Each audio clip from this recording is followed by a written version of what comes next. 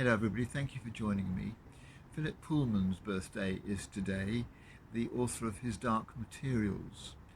Uh, and I'm about to do great injustice to that extraordinary trilogy of books um, by saying that the main influences in it are the authority, the magisterium, which enforces that authority, um, dust, which is the spirit of exploration, which is beauty, which is life, which is joy, and Lara, who's the main character.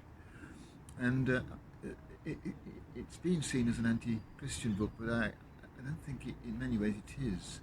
And if we see the magisterium as a description of the modern day church, it is critical indeed of it, because it implies that the church today is defensive, it's controlling, uh, and it wants to protect its God, the authority in Pullman's books.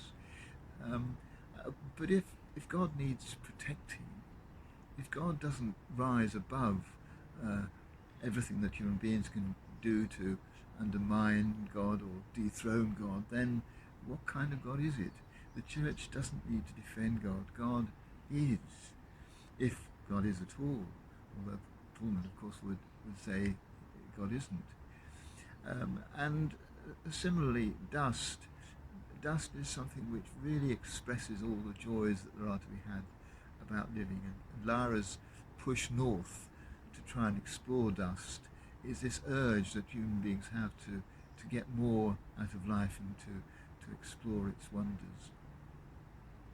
I think today I want to just give thanks for the church, because it's been part of my life for so long, but also to wish that it could be different.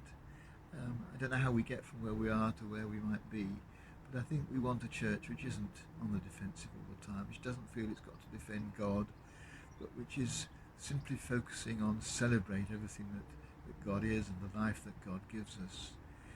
I noticed in a review of another of Philip Pullman's books, The Good Man Jesus and the Scoundrel Christ, that at the end he put some words into the mouth of Jesus in the Garden of Gethsemane.